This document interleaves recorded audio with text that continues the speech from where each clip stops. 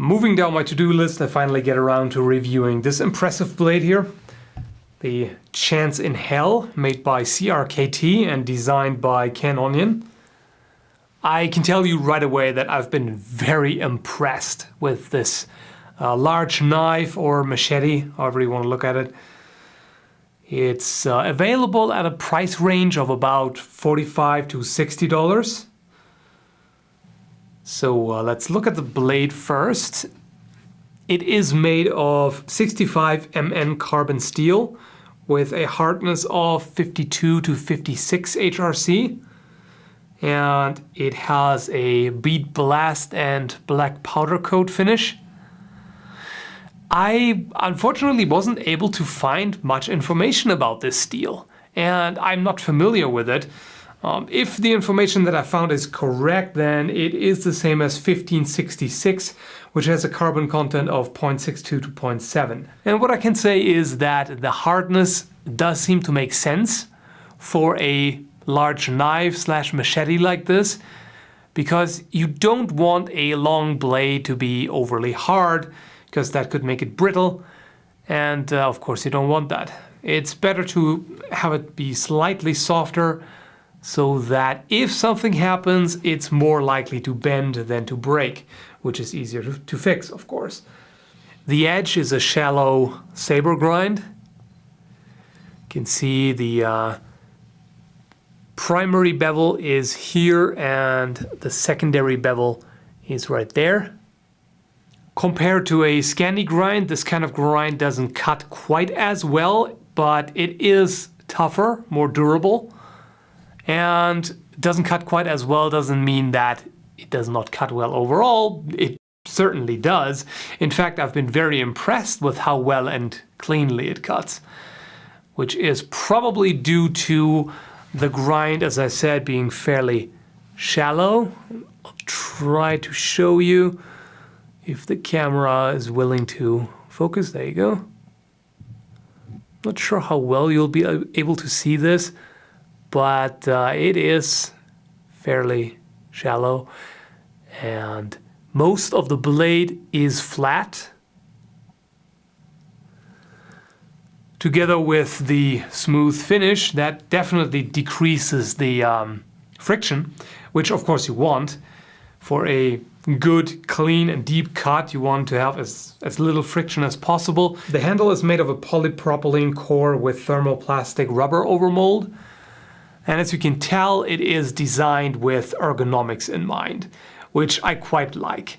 There are way too many knives where you wonder, is this even designed for a human hand? But this one definitely is. It has a generous finger choil here and is flared towards the end. And that definitely helps with keeping a grip on it so that it doesn't slip around in your hand when you're using it, which is pretty important. The texture and the rubber in and of itself as a material also helps giving you extra traction.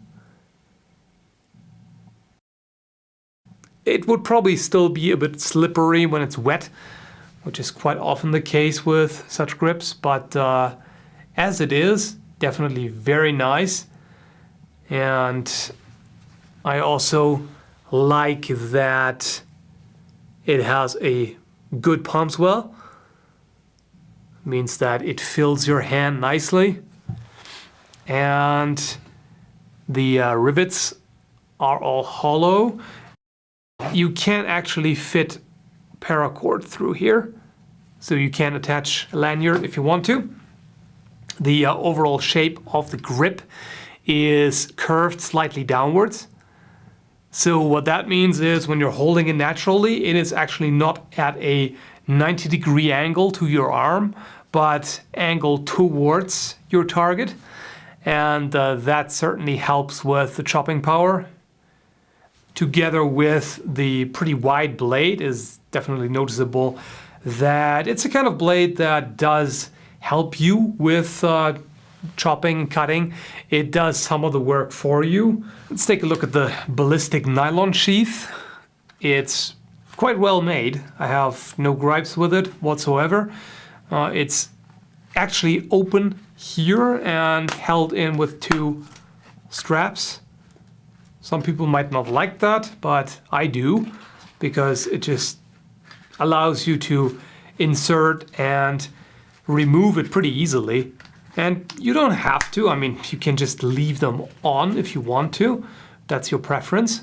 All the straps are nicely sturdy material, and it's overall just well put together, so no problem at all. When it's in there, it does not move whatsoever, which again is nice. It comes with paracord here, which is nice if you want to tie it down to your leg or to your backpack or whatever you want. And even if you don't intend to use it, it's just good to have it on there just as, you know, backup in case you do need paracord. So I definitely like that. As far as the practical performance is concerned, I have of course tested it like I normally do, and it has held up really freaking well. I have to say that. At first I was slightly worried about the machete-like thin blade, because I have plenty of other blades that are a lot thicker, and at first I was slightly worried that maybe if you put a lot of stress on it there might be a problem. But really with the tempering it is pretty tough, and I didn't really have to worry about it.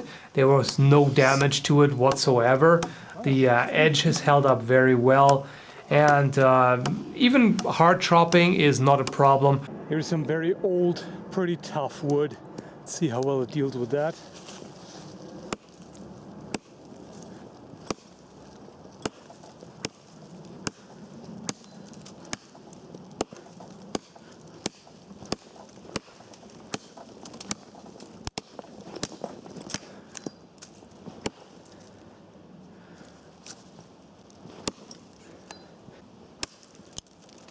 It's also quite nice that it helps you quite a bit with the chopping, because even though it is light, the wide blade and the overall shape is definitely conducive to the cutting power.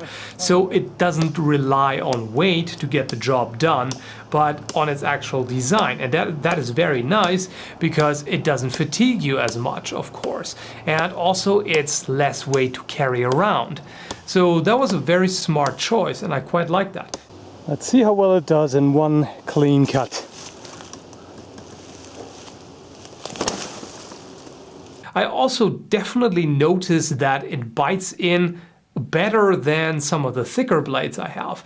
In fact, I was surprised to see that it cuts into wood a lot better than some axes that I've tried, simply because it is such a thin blade. And then I also did my soaked newspaper roll test to see how well it performs against softer tissue, and it was very impressive. It cut pretty easily. And that actually leads me to believe that this would also make for a pretty good weapon for self-defense if you had to. Of course, again, if you play around with the idea, please make sure that you understand your local laws, and please be aware of the ramifications of carrying a blade for self-defense. It may not be the best choice for various reasons, but you could if you wanted to. It is a very agile, easy to use blade. It is quick, it is easy to change direction, and it's a very good cutter. Because of the thin, lightweight blade, it is particularly good against softer targets. But as you've seen, it handles wood as well, so it is just a very good design for a variety of purposes. And then I also wanted to check how well it does very fine, clean cuts, and I used the pool noodle test that you've seen me done previously with a sword to practice edge alignment. And that kind of target is very hard to cut cleanly because it is so flexible and it just flops around if you don't do it properly. And I was just very impressed by how easily and effortlessly I was able to cut through it with it. Perfectly clean cuts on such a light, flexible target. That is definitely telling. I was also impressed with the edge out of the box because it came very sharp. Let's see, after all those tests, how well it still cuts. It has a little bit of a dull spot, I think, right there. Not sure if you can see it. Might be able to pick up on the reflection on the edge. Yeah, there it is, a little bit. So it was dulled a little bit, which is to be expected, of course. But it is still perfectly usable. And it's the kind of edge wear that is pretty easy to fix. In fact, I'm just going to use a steel on it to touch up the edge. There's not even any need to use a sharpening stone yet. So that held up quite well. And I'm very pleased to see that there is no actual damage. There is no rolling over of the edge or chipping or any other, substantial damage. It's really just a bit of wear. That's all it is. So now you may be wondering, he's been talking about all the pros, so when is he gonna get to the frickin' cons? And sorry to disappoint you, so to speak. As much as I generally like to find cons as well as pros, and as much as I hate just sitting there and just praising it all over, because that can just make you look kind of biased, but I'm sorry, but I just cannot find anything negative about it. I was trying, but I just have nothing about this that I have a problem with or that I would like to see improved.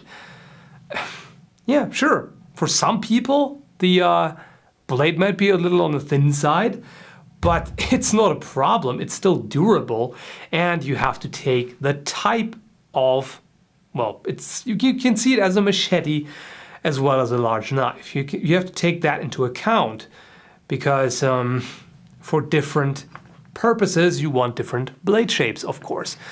And there is absolutely nothing wrong with it for that purpose. In fact, it's quite nice for survival use and camping and whatnot to have a lighter blade that still chops about as well as a heavier one. So yeah, I simply failed at finding anything to complain about. Terrible, isn't it? So by now it should be pretty obvious that I'd say for $50 it is absolutely worth recommending. Get that thing. It's all I can say, really. Personally, I love it. I just think it's a very good design and it's well made. Just good stuff. Thanks for watching.